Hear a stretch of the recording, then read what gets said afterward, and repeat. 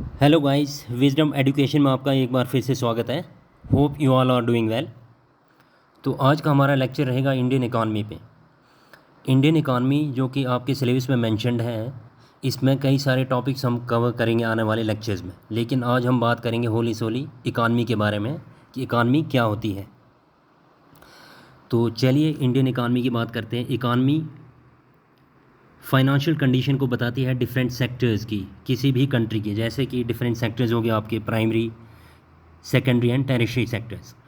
उसमें क्या हो रहा है, वो कैसे वर्क कर रहे हैं, फंक्शन कर रहे हैं, उसके बारे में हम बात करेंगे और इकानमी उसी की ही बात करती है। ठीक है, जो स्टडी है इकानमी की किसी भी कंट्री की, वो मदद करती है, ठीक है, फाइनेंशियल कंडीशन को फाइंड आउट करने में, पॉपुलेशन की, वहाँ की पॉपुलेशन की फाइनेंशियल कंडीशन कैसी है, ठीक है, क्या वो लोअर मिडिल इनकम में है या मिडिल इनकम में या फिर हायर इनकम ग्रुप में आते हैं। तो ये सब बात करती है इकानमी। और उसके अलावा जो डिफरेंट सेक्टर्स हैं उनकी भी बात करती है, चाहे वो प्राइमरी हो, सेकेंडरी हो या फिर टेरिशरी सेक्टर हो। ठीक है, इकानमी की मदद से हम एक कंट्री की इकानमी को दूसरी कंट्री की इकानमी से कंपेयर करते हैं, जैसे कि इंडिया और चाइना की इकानमी को हम कंपेयर कर सकते हैं उनकी इकानमीज़ के हिसाब से, उनकी इकॉनमिक स्ट्रेंथ क्या है या फिर जीडीपी का स्टेटस क्या है।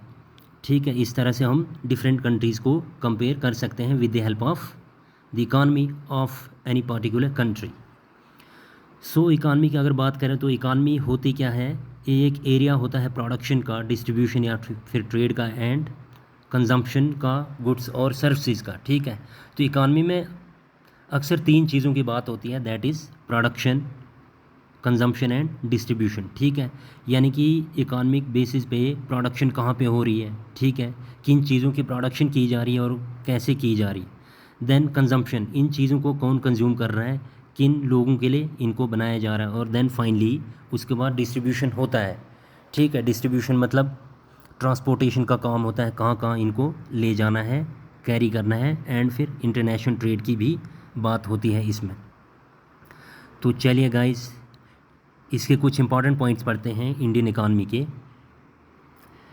इंडिया का जो टोटल वर्ल्ड शेयर है पॉपुलेशन का, वो है 17.4%। ठीक है, 17.4% पॉपुलेशन सिर्फ इंडिया में ही रहती है। ठीक है, जो कि बहुत ज़्यादा है। लेकिन अगर जीएनआई की बात करें, ग्रॉस नेशनल इनकम की बात करें, तो जिसका शेयर इंडिया का है 2.3%। ठीक है, एक्सचेंज रेट बेसिस पे, जो कि बहुत ही कम है। तो चलिए नेक्स्ट पॉइंट की बात करते हैं। जो बेस है इंडियन इकॉनमी की, वो आपको पता ही होगा, एग्रीकल्चर है। ठीक है, जो कृषि है वो इंडिया की इकॉनमी का बैकबोन है। ठीक है, अक्सर इंडियन इकॉनमी का बैकबोन एग्रीकल्चर को कहा जाता है। ठीक है, जो बहुत सारे अदर सेक्टर्स को सपोर्ट करता है और कई सारे पॉपुलेशन को फीड करता है, क्योंकि एग्रीकल्चर जो है उसकी डोमिनेंस अभी भी बनी हुई है किस पे, दोनों में, चाहे वो जेएनआई हो या फिर एम्प्लॉयमेंट हो, दोनों में शेयर एग्रीकल्चर का ज़्यादा है।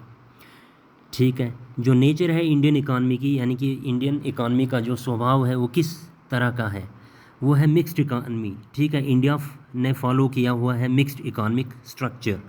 ठीक है, मिक्स्ड इकॉनमी क्या होती है, इसमें दोनों का को एग्जिस्टेंस होता है, चाहे वो पब्लिक हो या फिर प्राइवेट सेक्टर हो, ये दोनों आपस में मिलके काम करते हैं, उसी को मिक्स्ड इकॉनमी कहा जाता है।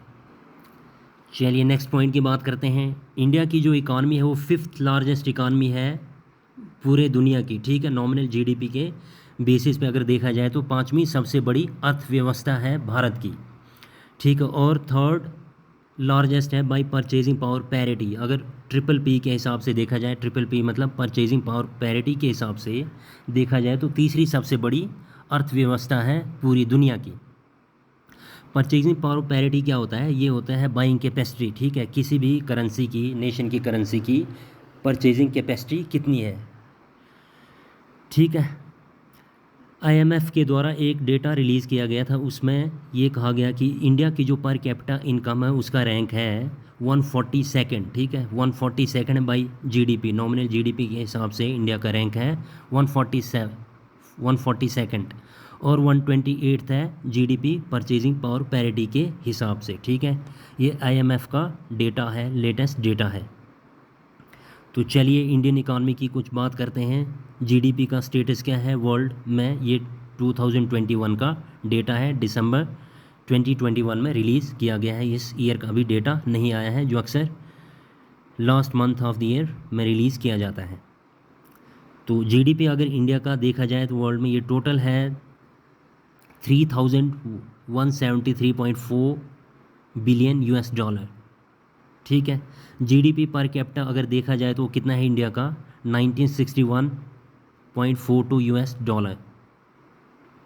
ठीक है, पर कैपिटा इनकम क्या होता है, ये एक्चुअली एवरेज इनकम होती है पर हेड की, यानी कि पर पर्सन की इनकम कितनी है उसी को पर कैपिटा इनकम कहा जाता है, जो कितनी है 1961.42 यूएस डॉलर। नेक्स्ट बात करते हैं GDP per capita purchasing power parity के हिसाब से देखा जाए तो 6675.35 यूएस डॉलर है। ठीक है, चलिए बात करते हैं कि पर कैपिटा इनकम क्या होती है, या फिर इसको टोटल इनकम भी कहा जाता है। ये एक्चुअली मेजर होती है एवरेज इनकम की। ठीक है, जो एवरेज इनकम होता है या फिर मीन इनकम होता है जो अर्न किया जाता है पर पर्सन द्वारा एक गिवन एरिया में, स्पेसिफाइड ईयर में। ठीक है, वो एरिया चाहे सिटी हो या फिर रीजन हो या फिर कोई कंट्री हो। ठीक है, उस एरिया में जो पर पर्सन जो एक बंदा रह रहा है उसकी एवरेज इनकम कितनी है उसी को पर कैपिटा इनकम कहा जाता है। ठीक है, इसको कैलकुलेट कैसे किया जाता है, total income by it's total population. ठीक है, कंट्री की टोटल इनकम या किसी एरिया की टोटल इनकम कितनी है divide by income of that country और दैट पर्टिकुलर एरिया। ठीक है, यानी कि national income divide by population. ठीक है, उसी को पर कैपिटा इनकम कहा जाता है। चलिए नेक्स्ट पॉइंट की बात करते हैं, that is purchasing power parity. ठीक है, परचेजिंग पावर पैरिटी क्या होती है, ये रेशो होता है परचेजिंग पावर का दो ट्रेडिंग पार्टनर्स की करेंसीज के बीच का। ठीक है, मान लो इंडिया और यूएसए आपस में ट्रेड कर रही हैं, उनके बीच के जो करेंसीज हैं रुपी और यूएस डॉलर, उनके बीच में रेशो क्या है किसी भी चीज़ को, गुड्स या सर्विसेज को खरीदने का, उसी को परचेजिंग पावर पैरिटी कहा जाता है। परचेजिंग पावर पैरिटी क्या होती है, रेशो होता है प्राइस लेवल का डिफरेंट कंट्रीज़ के बीच में। ठीक है, इस तरह से जो एक्सचेंज रेट डिटरमाइन होता है दो कंट्रीज़ के बीच में। ठीक है, यानी कि हम $1 खरीदने के लिए कितने रुपये पे करते हैं, that is called purchasing power parity. Symbolically अगर इसकी बात करें तो मान लो कि R is equal to purchasing power of country A divide by purchasing power parity of country B. ठीक है, यहाँ पे R से अभिप्राय है रेट ऑफ एक्सचेंज, PA से मतलब price level in country A, PB आ गया price level in country B. दो कंट्रीज़ को आपस में कंपेयर किया गया है और उनका एक्सचेंज रेट को यहाँ पे बताया गया है। ठीक है, आसान भाषा में इसको समझते हैं एक एग्जांपल के थ्रू। ठीक है, मान लो 1 kg प्राइस, 1 kg जो प्राइस है राइस का, ठीक है, वो भारत में है 80 रुपीज़, और उसी 1 kg राइस का जो प्राइस है वो USA में $1 है। ठीक है, तो इस तरह से हम क्या कह सकते हैं कि हम $1 को ख़रीदने के लिए 80 रुपये पे करेंगे। ठीक है, तो इसी को परचेजिंग पावर पैरिटी कहते हैं, और ये दो कंट्रीज़ का करेंसीज़ का रेशो बताता है। ठीक है, यानी कि 80:1, 80 रुपीज़ हम पे करेंगे 1 kg राइस ख़रीदने में, और $, में अगर पे करें तो वो $1 पे करेंगे हम। ठीक है, तो होप आपको परचेजिंग पावर पैरिटी का कंसेप्ट समझ में आ गया होगा। तो चलिए गाइज, अब नेक्स्ट बात करते हैं, that is sectors of Indian economy. ठीक है, इंडियन इकानमी में 3 सेक्टर्स हैं, किसी भी इकानमी में 3 सेक्टर्स होते हैं, लेकिन हम बात कर रहे हैं यहाँ पे इंडियन इकानमी की और उनकी बात करेंगे। ठीक है, 3 सेक्टर्स ऑफ इंडियन इकानमी कौन कौन से, प्राइमरी आ गया इसमें। ठीक है, प्राइमरी सेक्टर में कौन सी एक्टिविटीज़ होती हैं, एग्रीकल्चर से रिलेटेड एक्टिविटीज़ होती हैं, और ये डायरेक्टली रिलेटेड होता है नेचुरल रिसोर्सेज से। ठीक है, वो एक्टिविटीज़ जो डायरेक्टली एंगेज्ड होती हैं नेचुरल रिसोर्सेज को यूटिलाइज करने में।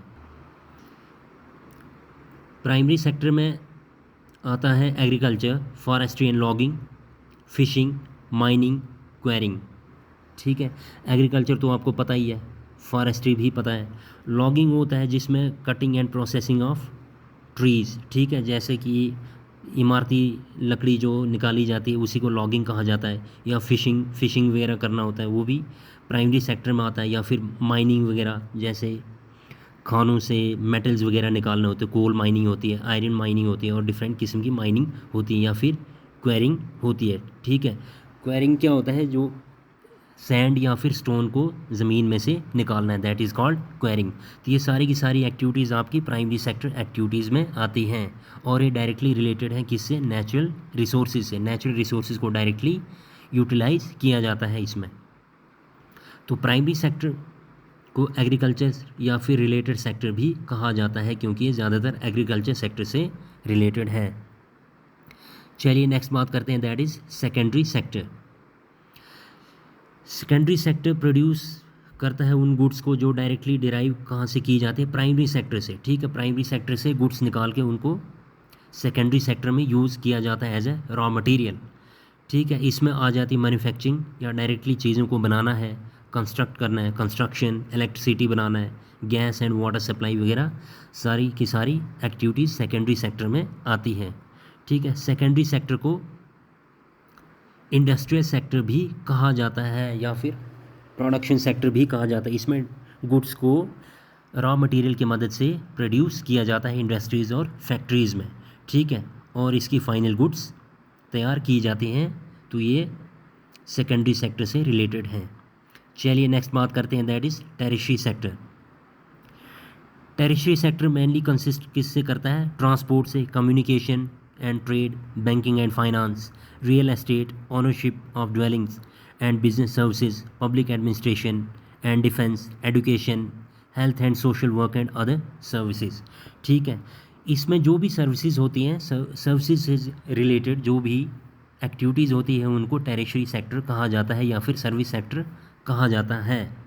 ठीक है, इसमें कोई भी फिजिकल आउटपुट प्रोड्यूस नहीं किया जाता, बल्कि सर्विस को प्रोवाइड किया जाता है। यानी कि आप कह सकते हैं फैक्ट्रीज़ में जो गुड्स फाइनली बन के तैयार हो जाती हैं उनको ट्रांसपोर्ट करके उनके डेस्टिनेशन तक, ठीक है, रिटेलर तक या होलसेल शॉप्स तक पहुंचाया जाता है, ताकि वो फाइनल कंज्यूमर तक पहुंच जाएं।